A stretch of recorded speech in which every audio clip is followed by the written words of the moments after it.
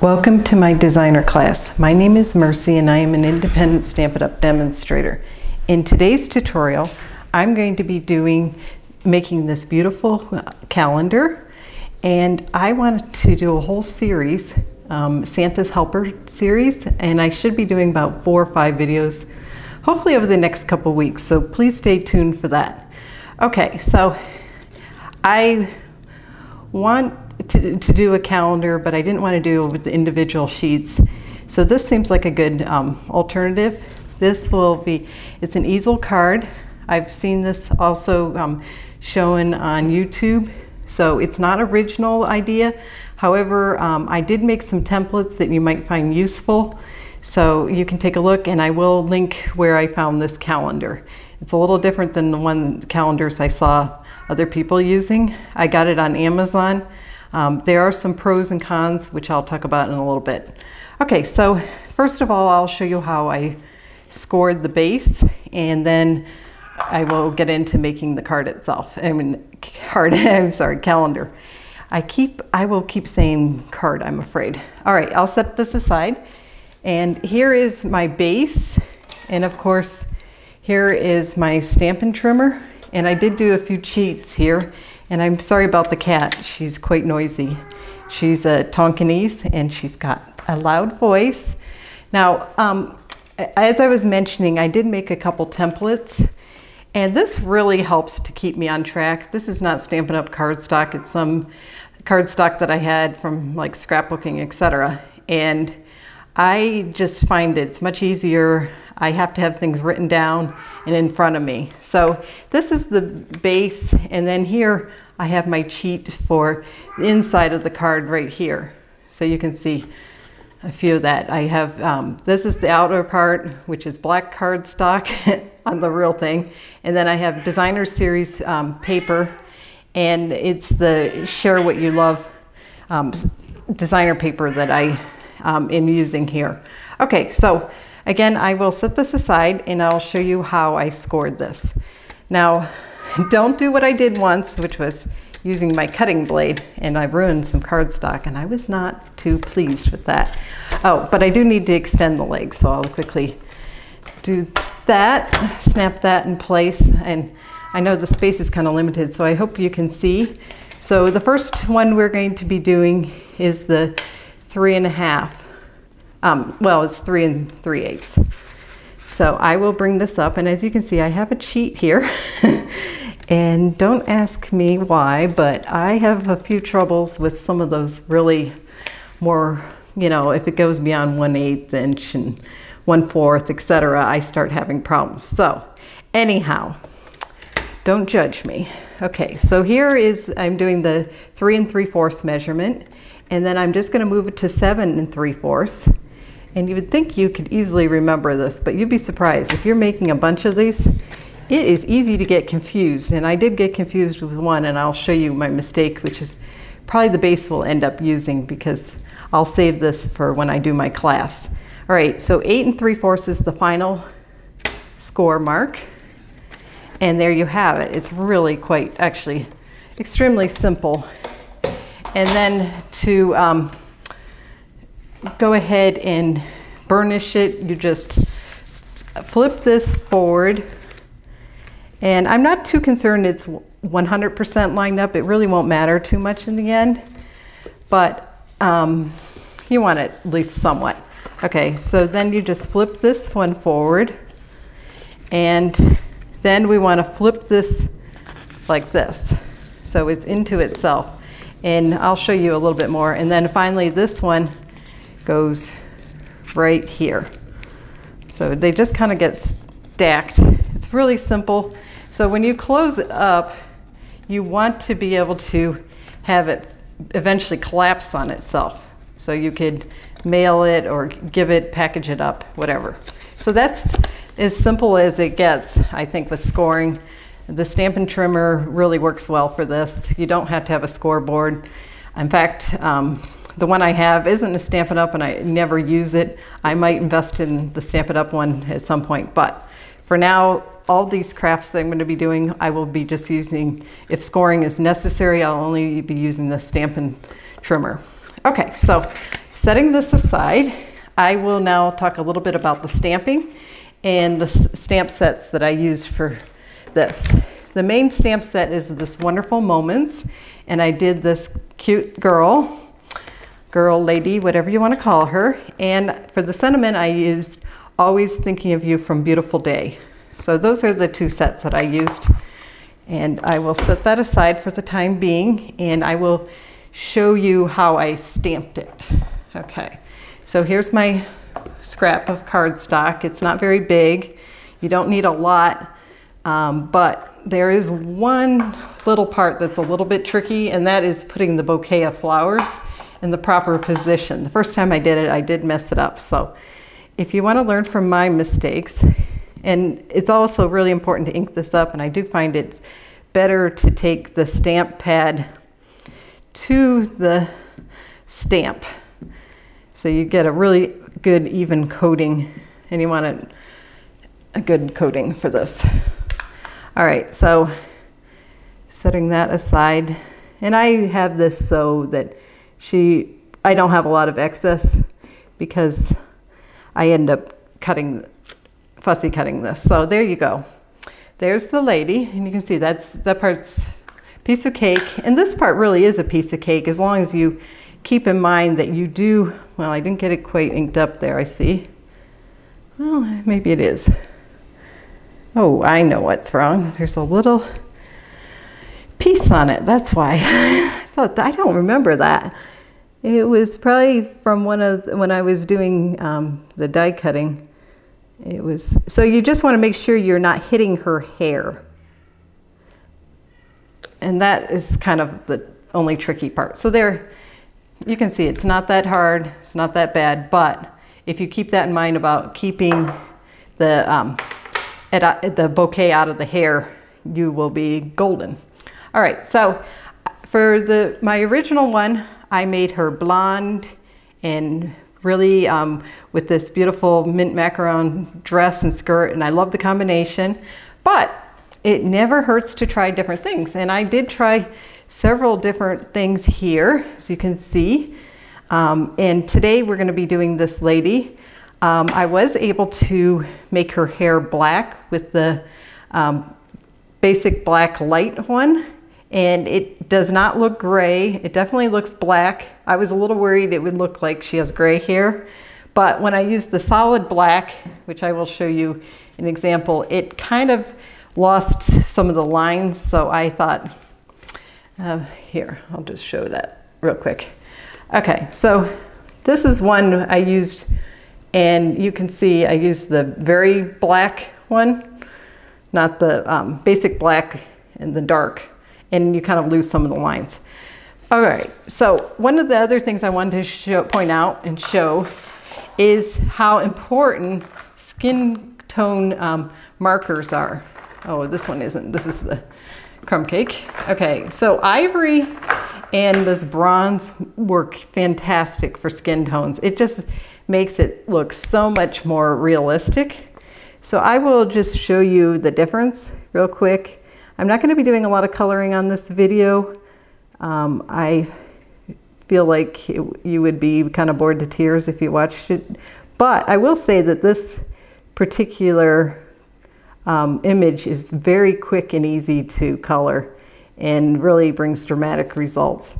So you can see when I color her skin in, it just makes the whole image come alive. Whereas if you don't have that, it just looks kind of weird. So if you do not have the blends in the skin tones, you definitely need it if you're doing any stamp set with people in it. Just really important. Okay, so again, I'm not going to show how I did all the coloring, but you can see I have a whole slew of markers here, and I have them listed here and here, and I will be, when I'm doing my class, these will be available for the people to look at in reference. So I will set that aside for now. And next, we're going to be showing how I assembled the card. So I'll bring my base back in, and I wanted to show here how I did screw this up here, but it's not going to make a whole lot of difference. I wouldn't worry too much. And how this works is you want to wrap this around and put it straight down. And when you're putting it down, if it's not 100% lined up, and this is pretty darn close, I would just make sure it lays flat. That's the more important part than, let's say, lining it up would require it to have like a weird bend or something. Anyhow, just a little tip. I will go ahead and do this part, which is adhering it. And one of the tips I heard about and I've been doing is actually using the Tombow over the tear and tape. You can slide it a little bit more when it has the Tombow, and it will help reinforce it. So I guess the cat is still upset. She's a very demanding kitty. I suppose she wants some attention. She definitely likes attention. Okay, so here we go. Just push it straight down, and this block, I think it's I block, works really great. It's basically the right amount. So I'll set this aside a little bit and let that dry, and I'll bring in the rest of the card. So here is the card base. Oh, you know what? I think it would have been better if I had put this on before doing that part. Oh well. And I wanted to talk about the calendar and so on. So the calendar is kind of got a weird measurement, so I just kind of rounded off the cardstock, the backing. So I did 2 1/4 by 3 inches for the matting, and that works really well. So you can see you don't have to have it the 1/16 or whatever around like this is. This is really a narrow one, and that it does get trickier when you do that. So again, I'm just going to use some Tombow. I could use some tear and tape too, but I think the Tombow will be plenty strong enough. So setting this down, and one of the downsides of this particular calendar, I have to say, is some of them, not all of them, some of it's like kind of torn here, and I wonder if that will be a problem as I tear off the calendars, but it will have to do. There weren't a lot of choices right now. We're still at the beginning of October, and that's probably why. So I will go ahead and add some tear and tape here and adhere it to the card base, which I should have done this step before assembling the card base. So learn from my mistakes. Sorry about that, but you're going to see this is just actually a pretty simple calendar to make. So if you're looking for like gift ideas around Christmas, this is I think a fantastic option. So I would encourage anyone to try this. Again, I only used the Stampin' trimmer. I didn't use any kind of like, well, scoreboard or anything like that. So if you have limited supplies, this is actually a pretty good option. And of course, I did do fussy cutting with the image and so forth. So this is just, I love this Share What You Love paper, and I actually haven't used it a ton. Whoa, whoa, whoa, whoa, I really screwed this up, I forgot. Oh, today is not my day, sorry about this. I forgot I had also the tear and tape, because with the Tombow it's a little bit more forgiving. Okay, disaster averted. I think it's not too bad. Okay, sometimes if I do one thing wrong, then I start like doing other things wrong. Isn't that? Plus it's the end of the day, so I might be a little tired. Okay, so I will do some more tear and tape on the back of this calendar. It should be plenty dry. And I will, first though, before I do that, I will go ahead and get the lady ready. So I backed this with Vellum. I just thought it added an elegant touch, and it was kind of too busy. I don't know, well, I'll just kind of pretend here. I felt like it was too busy if I just did it that way. But if I added the Vellum, it created just enough of a barrier that you could still really see the background to a degree, but also appreciate the image a little bit better. So I'm trying to get, I made this really secure, as you can see. I did all along there, and if my estimate's correct here, we will have this done in a jiffy. Oh, I guess it's gonna have to work. I can just see a little tear and tape there, but it won't matter in the end too much. Okay, so taking this backing off, and I just lined it up right at the end and directly, I was really careful with my cutting, at least I tried to be, so that everything would like line up perfectly, and it almost does. Ooh, whoa, whoa, whoa, whoa. Okay, there we go.